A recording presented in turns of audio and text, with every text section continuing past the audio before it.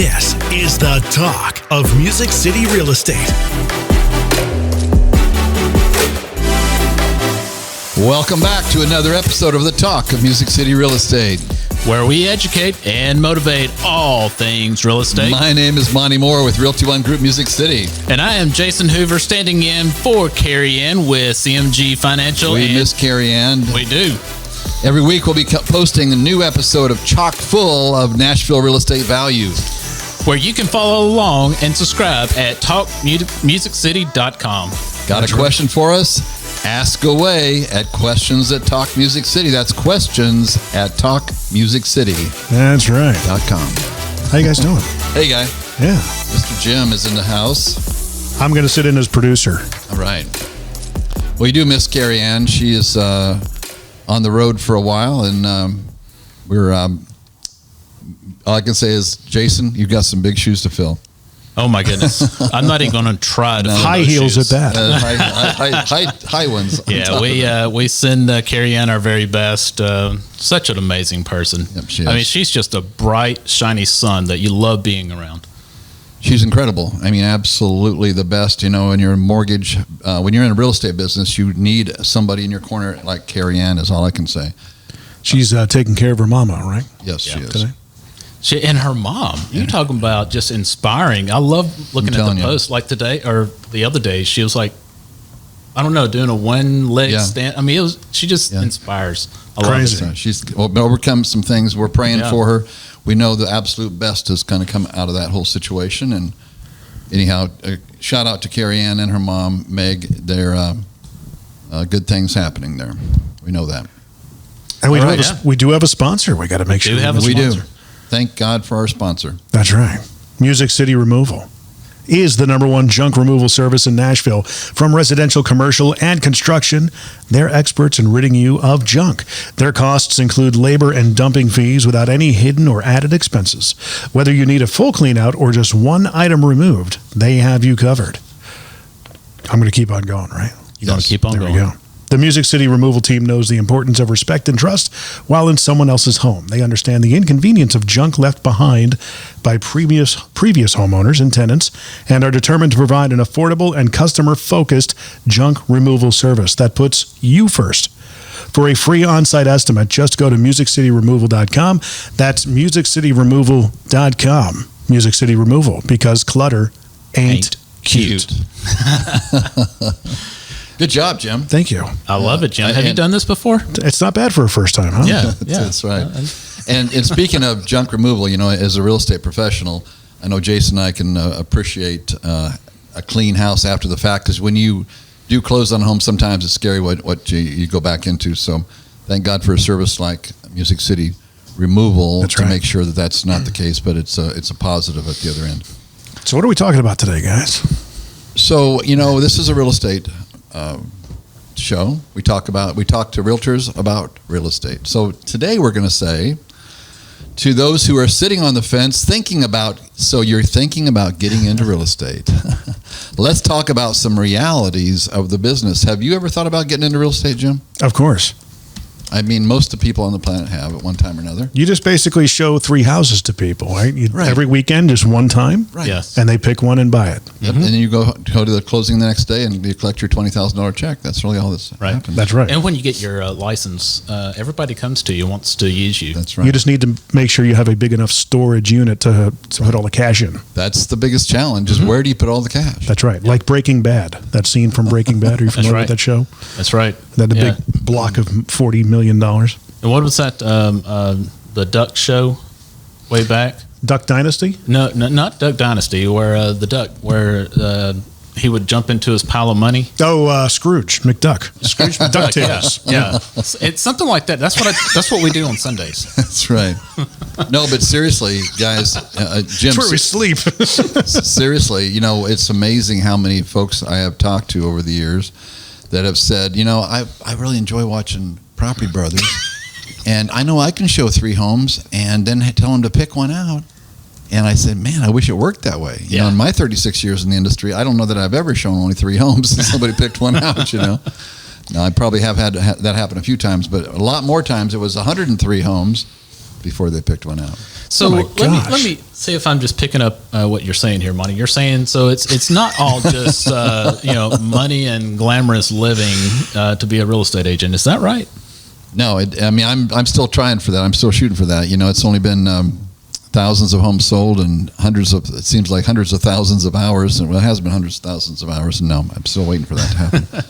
Well, and in all seriousness, in the topic today is that we want to share the other side that people don't talk about a lot of times, and it's the reality of what agents go through.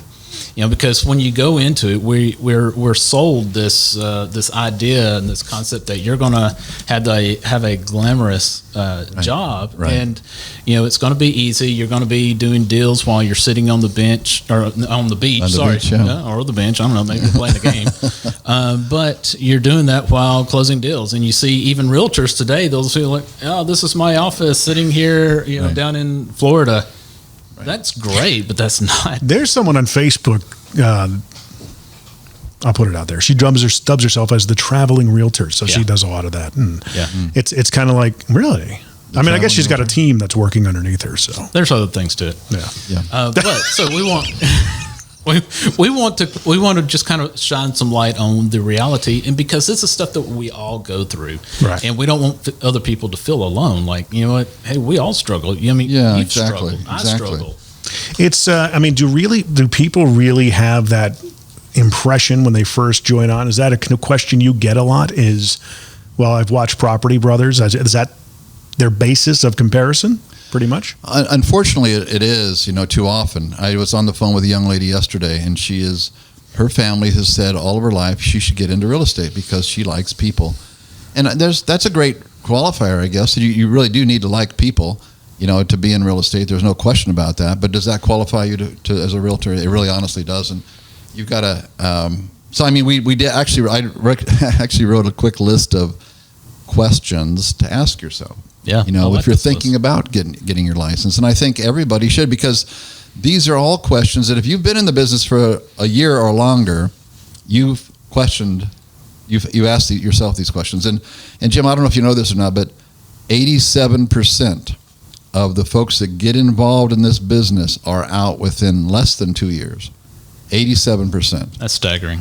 Yeah, it is, but you got to remember, because I sit here so often around this conference table interviewing folks, and I try to stress with them, there's a reason for that. And this show is not about being negative or whatever, because I love our industry. I'm passionate about helping people with their real estate needs, and I want to be an advocate to those who are in the business.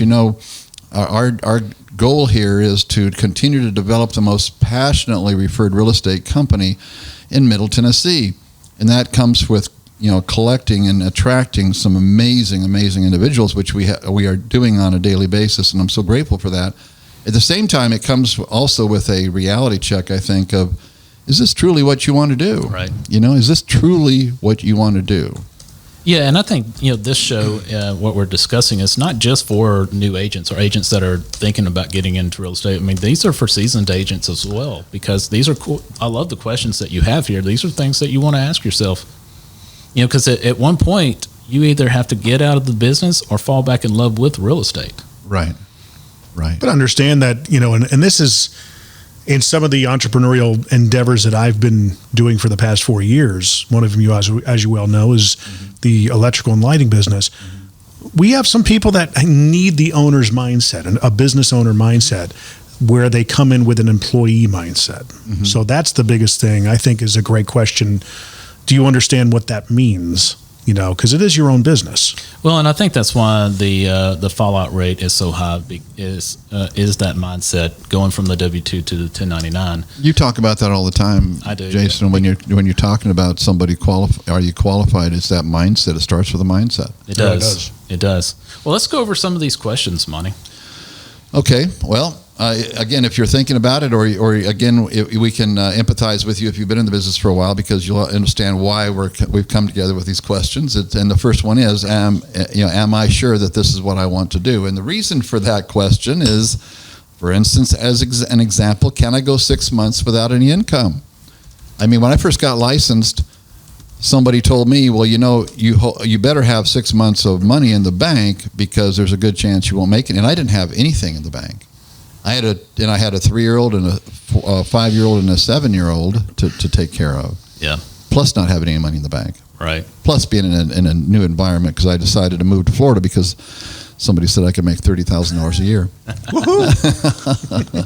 Now that was 36 years ago, where $30,000 a year was more like $100,000 in today's world, probably. But that's something you got to think about. Can I go 6 months without making any money? Because there's a good chance, as you know, there's a good chance that I mean, you spent a lot of time at your former company in productivity coach, and I'm sure you saw a lot of those folks coming and going. Yeah, and I would say 6 months is minimum for sure. And a lot of the questions I would get is, or not questions, but what their hopes is that they can quickly change, quit their job. Right. And I would ask them when, and they're looking at like a month, 2 months. They're wanting to put in their notice now, and they don't have any money saved up. And so if you have a job, yes, it's harder, but you have an opportunity to bridge that gap because there's going to be an income gap happening. And too many times people will up and quit their jobs because they believe that they can make it and that, what they've read and heard, that they're just going to all of a sudden start making money and people are going to flock to them. I even had one agent quit within weeks after getting her license and everything, quit because she thought that she was going to get foot traffic and build a career off of that. Foot traffic in the office or because of her or a combination? No, just being in the office. Just being in the office would be foot traffic. Yeah, right. People are walking in asking to buy houses. Yeah. Like a car dealership. Yeah. And I'm not throwing stones at her. It's just that she wasn't told different. Mindset, right? Yeah. Well, that's the thing is that what I'm intrigued by you, Jason, is that you did spend some time in the car business. Okay, just like me. Yeah. That was a massive, and Monte, you and I go back so far that you remember when I took that turn in my career. I kind of knew what I was getting into. I knew that you could make in the first month a really good paycheck, but man, did it eat up your time. It was a grind. A lot of people in that business do transition to real estate. What are some of the things like do you get a lot of people that are coming out of other sales positions like that, inside sales positions, getting into real estate? Is that something that happens a lot? Is that a phenomenon? Not as much as you think. Unfortunately, the majority of people getting involved in business don't have a lot of sales experience, and which to me is a huge asset because you have the understanding that I've got to sow seed before I reap a harvest. Right. I've got to talk to somebody today before I'm going to get paid, tomorrow or 6 months from now. And when you are that employee, and you have that employee mindset, you think, well, if I go out and show a property tomorrow to somebody, I'm guaranteed an income from that effort, and you're not. No, you got to actually get ink on paper. So I think I love seeing some sales background, long as they're not pushy in it, because this is, I believe, a service business as real estate. In all my career, 36 years of doing this and helping thousands of families, I don't know that I've ever actually sold a home. I think I've helped people make a decision at times, or maybe eliminate some options, but I don't know that I've ever really practiced, the puppy dog clothes or the Ben Franklin clothes or I've most of them. There's the payment you want to make, and then there's the payment you will make. Which one are we going to go with? Yeah, right. Now, the other question I had, and it kind of still goes down along the lines of, automotive, if you will, is one of the things that was told to me, because it was such a drastic left turn from what I was doing and the comfort that I had in radio, was my manager said, look, no matter what, always let everybody know what it is that you do. Okay, if they don't know that you are a good person through which you can buy whatever you're selling, that is, you need to be thinking of that.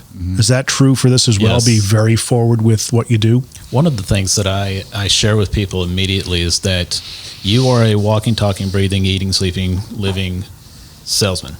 Or you are, you're not selling the houses.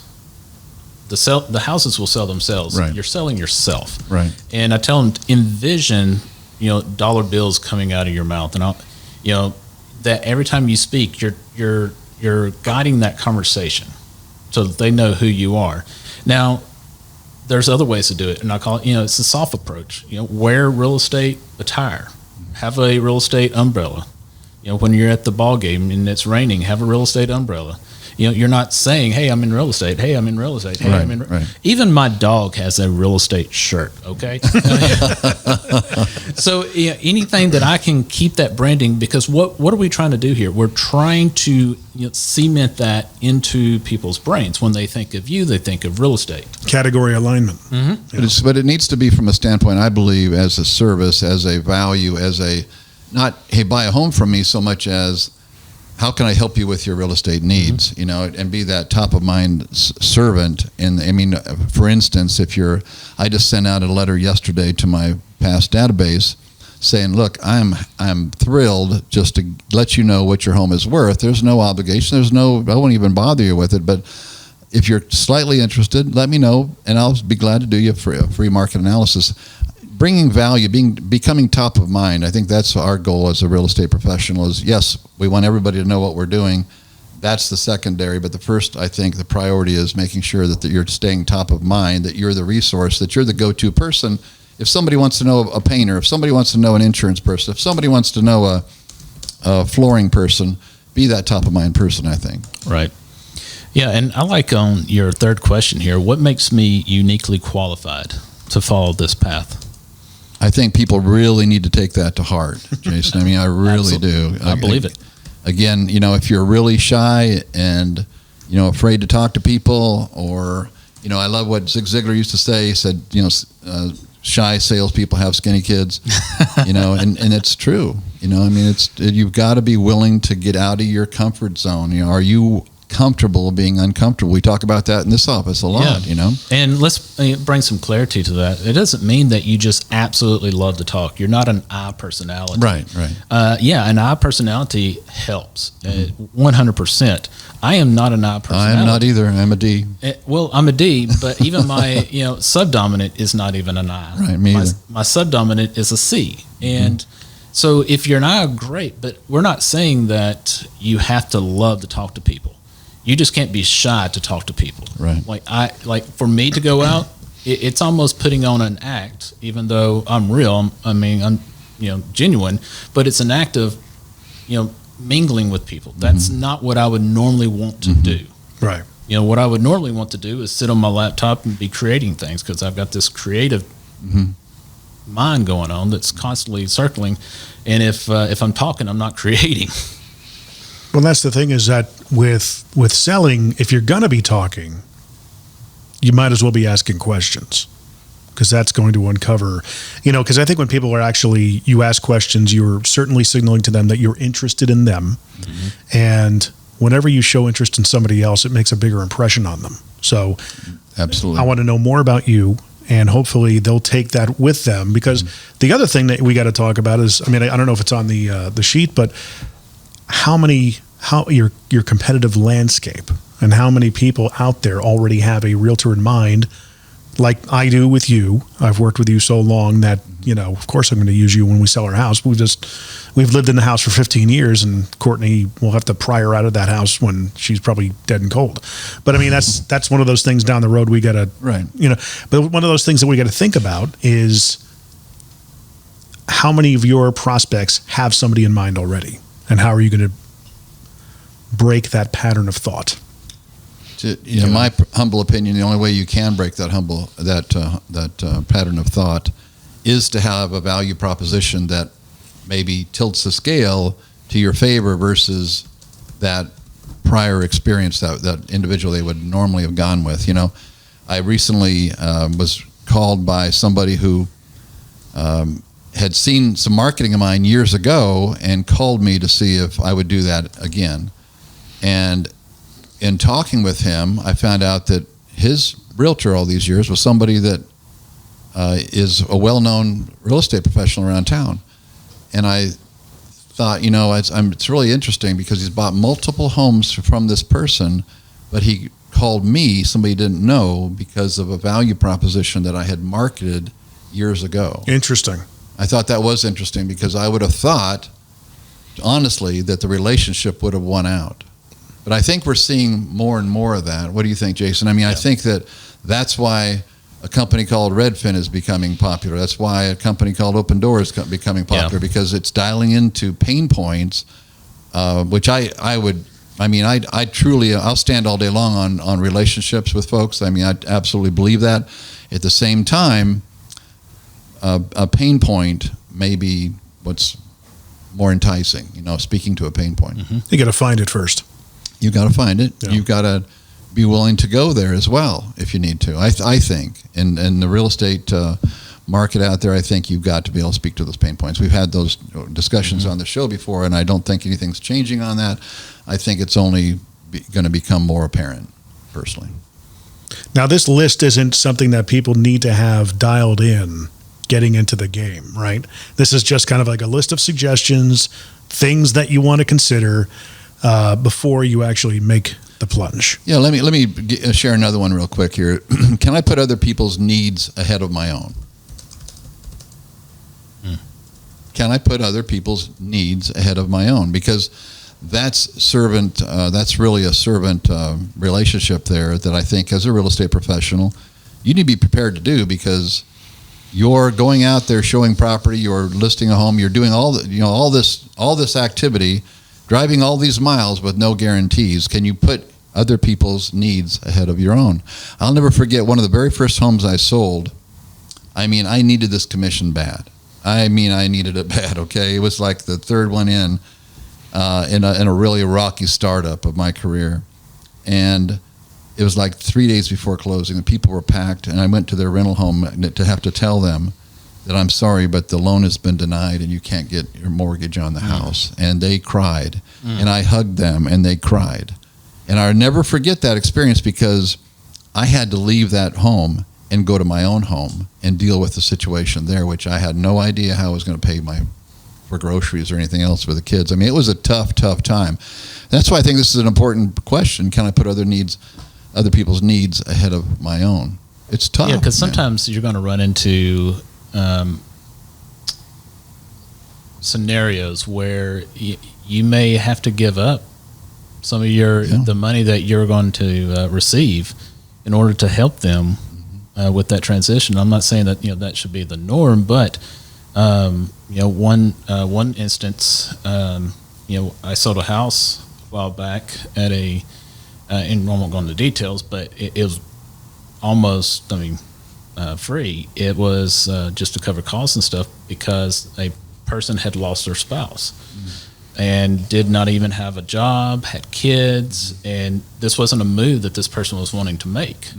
But that was, I wanted to meet that need because they were in a bind.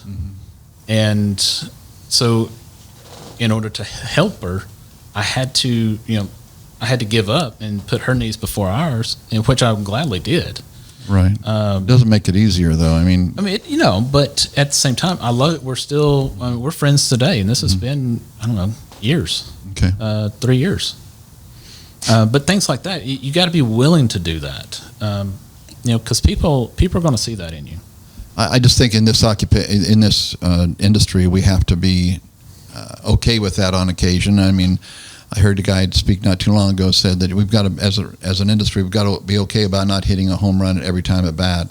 And I really agree with that. That sometimes just a single is good, because more importantly, we're helping people. And as you know, Jason, I don't compete in our office here. I'm a non-competing broker. I'm an active broker, but the only business I take is business from past clients and referrals.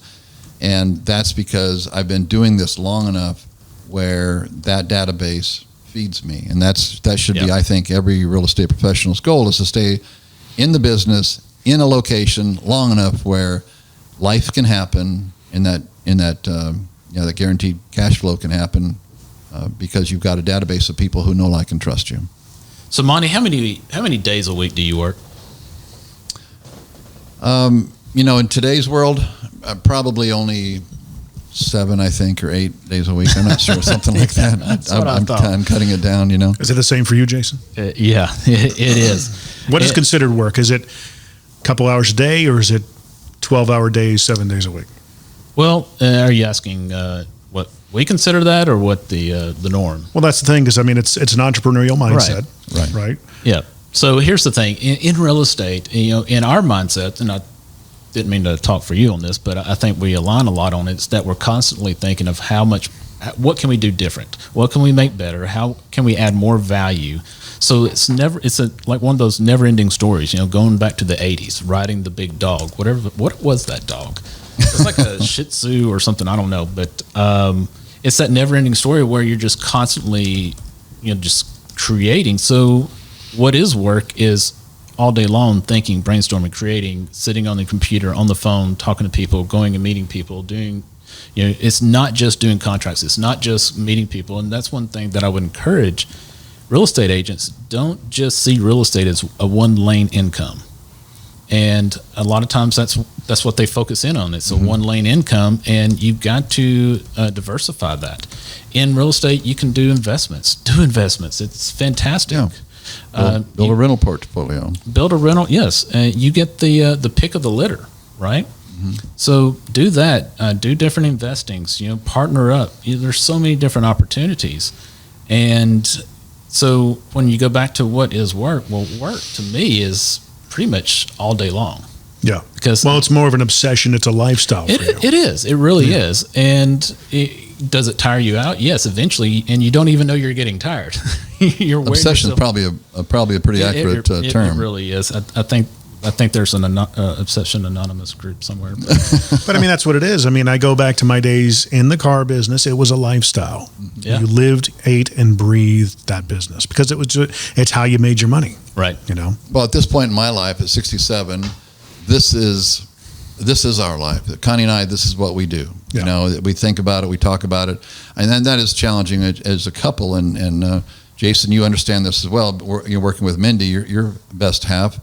You don't. It's really, really hard to turn it off. I mean, we try to. We have date nights and so forth, and what do? We go out and talk about what's going on with our kids, because we have around 125 agents now, and we're so blessed the folks that we're attracting, and they are they're our life. I mean, it's like one of the kids calling when they need some help or something. It's crazy, But I get up at 4:30 in the morning, and I'm working by 6. And typically I work until at least 6 or 7 o'clock at night, at least 6 days a week. That's my world. And that's after doing it for 36 years. We're overlapping. I get up later and work later. Yeah. I understand that. Let me ask you guys real quick.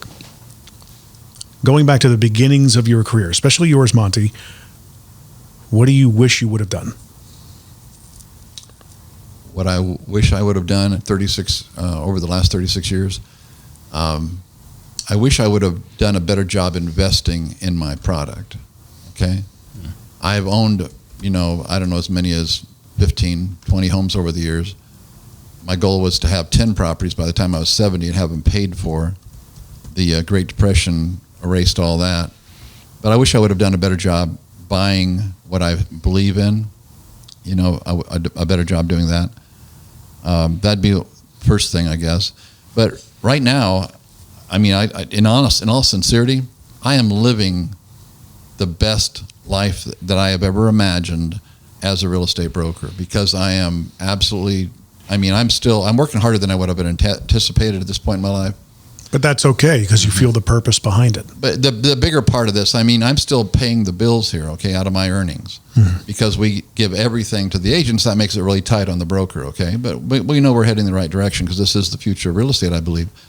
But I've never been more passionate, never been more excited, never been more thrilled about being part of an organization than we are at Realty One Group Music City, because and it sounds like a plug, but we honestly have it all. And when you have it all, you can attract people like Jason Hoover and Mindy Hoover and some of the most amazing people that we have in my experience. So yeah, I'm working all the time, but this is our legacy. So it doesn't seem like we're working, I guess, And that's the key is, if it feels like you're not working, if you get up and you hate what you're doing, it's a job. Yeah. And we've all been there. Yes. All been there. And so I agree 100%, because it doesn't feel like work. It's not fun. I've worked for a living. It feels like this isn't. Yeah, it feels like you're building a life. Right. Building a future, making a difference in people's lives. I mean, the thing I love about, how this organization thinks is we're agent centric. And because we're agent centric, then we're attracting these amazing people, like I've shared, and we don't have to push to them that, hey, you're consumer centric. They already know that because they're those servant hearts that are being attracted by the servant leadership, and so I think that's a key to it all. Yeah. Now, the other question I have is, what's the timeline? I have this whole thing about 5 years that, whether you're starting a business, whether you're getting into a sales gig or something like that, there are some sales positions where you can come out of the gate and just make a crap ton of money. But eventually you want to pivot and not have to be so transactional. You want to be relational. You want the referral business to start coming back to you. What is that timeline in real estate? I know that in general entrepreneurial efforts, it takes about 5 years, maybe 7 years in an okay economy. But now that we got the challenges ahead of us, what does that timeline look like for most new agents, do you think? Are you talking about the ones, the clients that you're selling to, starting to refer you out or coming back to you? Or even people you showed a house to. They were so impressed by you that you knew your stuff and everything that, hey, we may not buy, but we now know of you that we could refer you to other people. Okay. I mean, that should be immediately. Because I guess, unless I'm misunderstanding what you're asking, that should be something that you're delivering excellent service. Yeah. And you're talking about getting core advocates where they want to be talking about your business. I guess I'll reframe the question like this. When is the time when you can start working on your business as opposed to in it? Looking forward to that day. No, I'm just kidding. No, on the beach, kidding. Right? Yeah. I think that's a great idea. Yeah. But if you're going to grow your business, I think you're always going to be working in it personally. I don't know. I mean, I say that now, we would be really comfortable with 125 agents here in our office. And what do? We commit to a second office, which now starts the whole, fun time again. Cue the Never Ending Story song. Yeah. But are you actually involved with a few transactions with some of the agents here? As far as working deals together? Obviously you're contributing or anything like that, or, I mean, that's a working on your business approach is opening up a second Absolutely. location. Absolutely. I'm teaming up with some of the agents, to work on various transactions. That's happening more. Right. Absolutely. So here's another question that we got written down here. Can I invest? Because this is really an important one, guys. As some of us know, this is really an important one and the reason why I wrote this down is because I see so many times folks are unwilling to do this very important part, and that is, can I invest thousands of dollars in tools, technology, and training before ever receiving any compensation? That's a very good question, and most people never even think of. Not long ago, I was talking with a new agent. And I at the end of it, I said, can I have your business card? And he goes, well, I haven't bought any cards yet because I'm waiting till I make my first sale. And I just can't imagine, I think that's one of the reasons why there's an 87% fallout, because you wouldn't do that if you were an owner of a McDonald's. I don't know what they go for now. I know years ago they were $250,000. The success rate, part of the reason for the success rate of McDonald's, other than the things we know about them, is that level of commitment. You don't spend $250,000 and not make sure you get up in time and show up in time and do the training and go to Hamburger U and all these kind of things. And I think too often people don't want to make the investment, or they go into it not realizing they really have to. Mm-hmm. It's going to pay back what you give to it. And if you're afraid of making an investment of a few $1,000s to create something that could make you six figures, it's probably not the best occupation for you. It just isn't, because it's going to treat you the same way. Yeah. What are you telling the universe if you're not buying open house signs, for instance? I wrestle with agents on this topic all the time. They want to borrow the open house signs. I said, you know what? I'm never going to choose a builder who has to borrow a hammer from his friend because he doesn't have a hammer. He hasn't invested in the proper tools. I'll never do that. And so what are you telling your consumer? What are you telling the universe? What are you telling your broker? If you got to borrow signs or you don't invest in the right tools and the technology. Yeah, your success should never be limited on your tools at hand, and it goes back to that W-2 mindset, mm-hmm. Because they are given the tools when they're working for somebody. They're hired on their experience, and they have a seat, and they're giving all the tools. you have the computer, you have your phone. Sometimes you have the phone. I mean, everything's provided for you. When you have your own business, you've got to provide everything. And that's right. You got to buy your own computer. I had one guy try to do it on an iPad. Eventually, he got a computer. Yeah. But the thing is the software, the tools. That's one thing I love about our brokerage is that a lot of that's provided, but you still have to learn about it. You still have to train on it. And I think sometimes it's maybe it works against us because we do provide everything. Yeah. Sometimes I think that people tend to put a value based on the expense, and instead of recognizing, wow, this is a huge value that I don't have to pull out of pocket for, and they look at it maybe maybe a little more casual than they should. It's like free training. There's if you had to pay for it, you would automatically value it. Correct. A whole lot more. More skin in the game. Yep. Yep, exactly. It's getting in front of them and saying, look, you are starting a business. Mm-hmm. This is You Inc. The You Inc. Yeah. Yep. Here's another question. Will I be okay with working hard for someone with no guarantees of compensation? Can I say one thing to that? Yeah. Never count the dollar bills until they're in the bank. Never. I still fall for that once in a while. I'll just do a casual number. Okay, 3 times that is, and oh my goodness, it hurts when it doesn't happen. Oh, I had $35,000 in commissions, supposed commissions, fall apart not long ago, and it's like, how could this still be happening to me after all this time? I thought I'd be immune to that, Sounds fun. Yeah. But seriously, you have to think about that. Will I be okay with working hard for someone with no guarantees? I'll never forget one time carrying some folks around they wanted to have some land, and we started in Wilson County and worked our way all around Nashville till we got to Cheatham County. And I found them a place outside of Kingston Springs that they loved. I mean, they absolutely loved it. Well, the reason I remember this particular one is they had a 2-year-old that sat behind me. Now, that was back when I used to always carry my clients around. It got, especially when they're new to the area. I still do that. Not a popular belief sometimes now, maybe, but I think you have a better chance to bond with them a lot of times or connect with them on a higher level. Well, or have a higher chance of that kid kicking you for 3 days in a row. I mean, bam, bam, bam, this little 2-year-old's kicking me the whole time, okay? Hundreds of miles we drove. Found them the dream home. They loved it. We had really connected on a high level. Well, it turned out that the appraisal came back and the home was not 2,500 square feet, but 2,100 square feet. And they were convinced that I was not representing them because I didn't know that ahead of time. Wow. And they fired me. They fired me and then hired the listing agent of the property they ended up buying. No way. Yeah.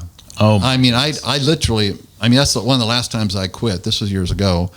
I literally quit in my mind. I said, okay, I can't do this. I got to find something else. That was so brutally, because I'd really connected to these people on a high level, and to be accused of I created the problem and then be fired for it. But you got to be okay with working sometimes hours, days, weeks for somebody with no guarantees of compensation. You got to be okay with that. And it's times like that it really does make it tough, and it weighs heavy on you. Oh. And you can't not take it personally. No, you can't. I mean, we can say all day long it's business, don't take it personally, but you do. We're humans.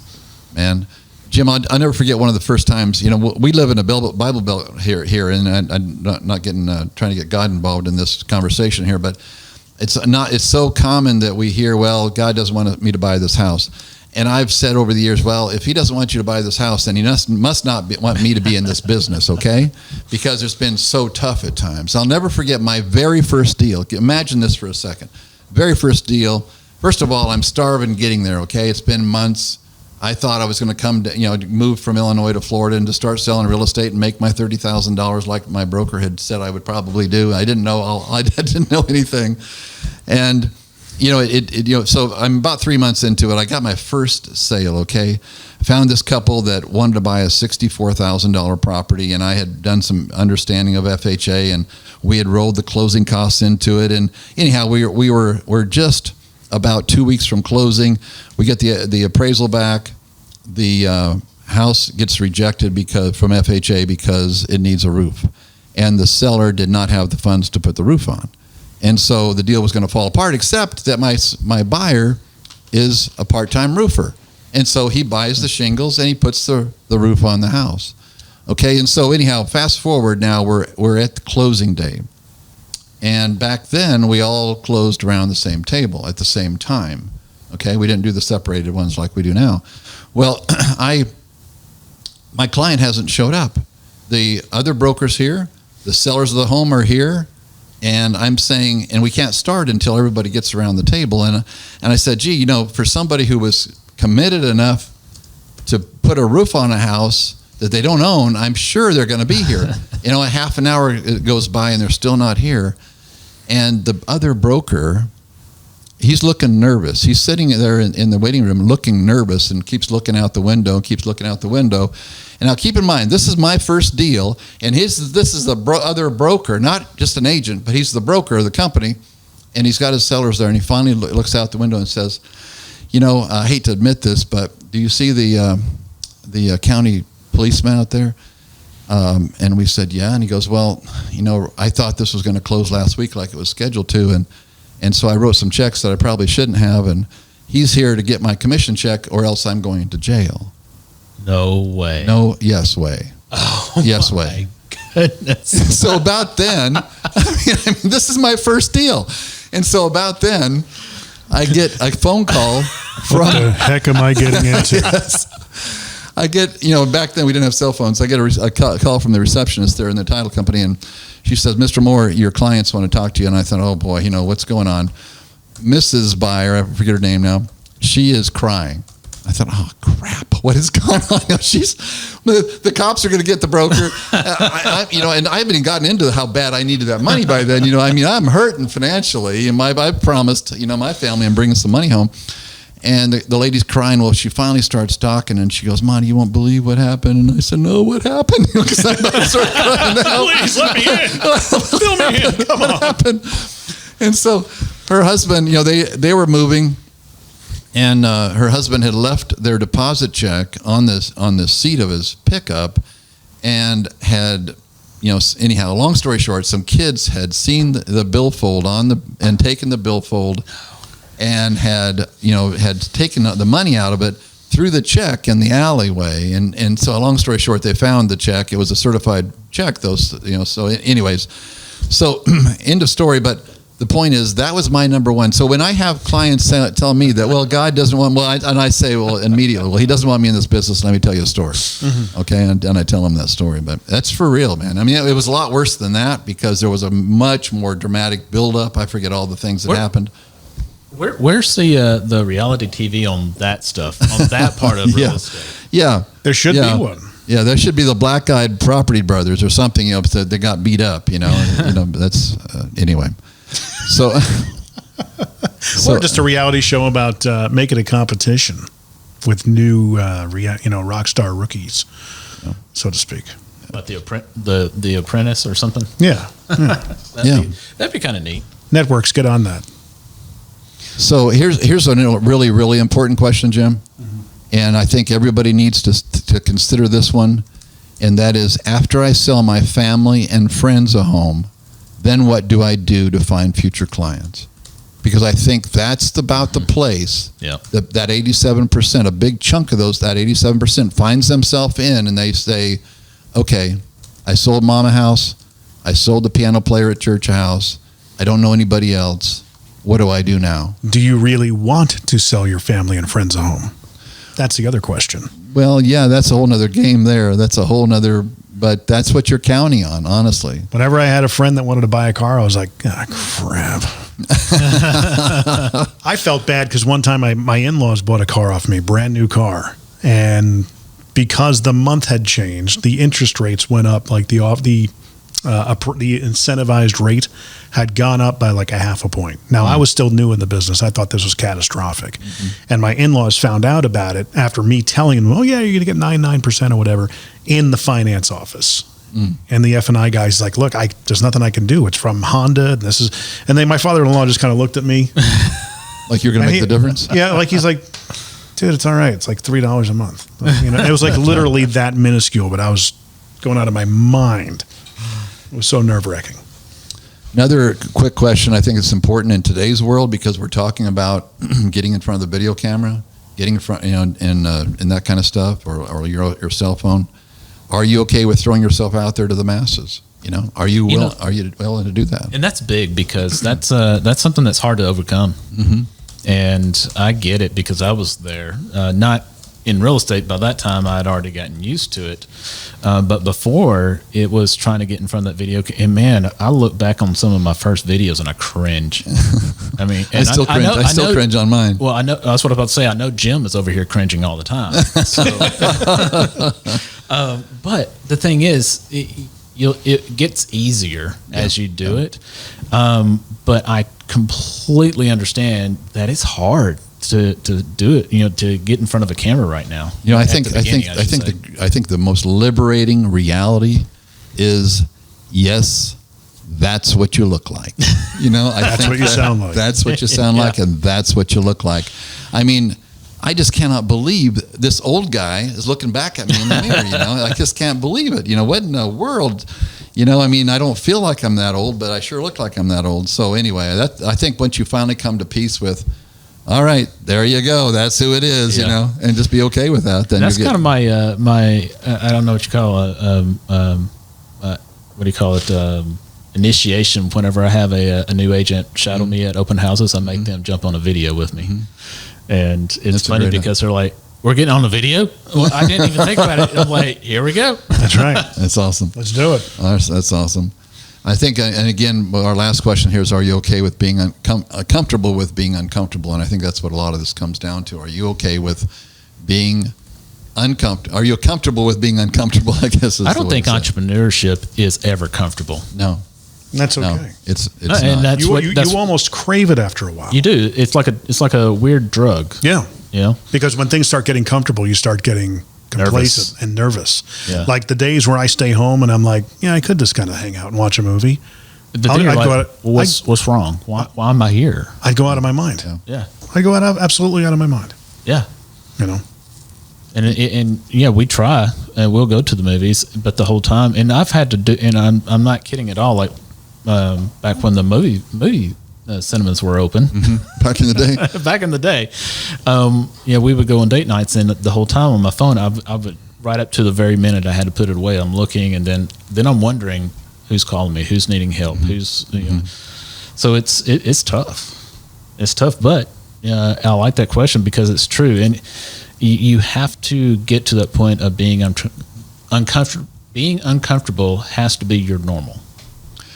It does, and I think that if you have a weak spot in that arena, like I know I did for sure, you have to do things, either get out of that occupation or do things that are going to help make that uncomfortableness go away. And I'll never forget, because I grew up as a really shy kid, and it was tough to be shy when you're 6'5" in 8th grade and people think you're stuck up. I was just shy, I just honestly was afraid of people. And I took after about a year and a half, 2 years in real estate, recognizing, okay, I don't want to be one of Zig Ziglar's skinny salespeople, or shy salespeople that have skinny kids. And I took a Dale Carnegie course on how to talk in front of people, and that was so amazingly helpful because they put you in such extreme, uncomfortable situations. Okay, but then I found out after that, and that really helped me. And within about 3 years, I was the #1 agent in that county, in Brevard County at that time. And then I realized, okay, now the hard part isn't becoming #1. Now the hard part is remaining there. So I took additional classes so that I could always continue to perfect my trade. And that's my heart's desire now for our own family here, is for everybody to continue to grow and to learn and not to be content with what they knew yesterday. And I think that is when the universe, I think that is when God will honestly really start opening doors for you to be blessed, is when you really truly understand that it's all based on your value and you make a passionate quest of becoming more valuable. The other thing I would add to that is that when I started my full-time entrepreneurial journey in 2016, it wasn't it wasn't a decision I made. I was forced into that position. So what I did is I shut off anything negative. Anything negative in my life. I stopped talking to negative people. I stopped listening to the news. I stopped getting into Facebook arguments with people whose minds I wouldn't change. Right. And I marinated my mind in good stuff, in positive, uplifting podcasts, books, constantly. All right. And there's no excuse for not doing that these days. Podcasts like this very podcast, okay, is a good podcast and show to subscribe to, which you absolutely should. All you have to do is go to talkmusiccity.com and you'll find everything right there to subscribe. Wow, talkmusiccity.com? Talkmusiccity.com. Wow, right there on their website. talkmusiccity.com. That's right. And contribute on the Facebook page. Great time with you guys today. Same Jim, here. thanks for joining us. It's My always such a pleasure to have a real pro on this with us, and thank you. Wherever they are. And we absolutely wish everybody a fabulous week. Thank you for dialing in to the talkofmusiccityrealestate.com. And I guess it's adios from here. That's right. All right. Thank See y'all you. next week. Subscribe and tell your friends. Share. Yes. Thanks, guys.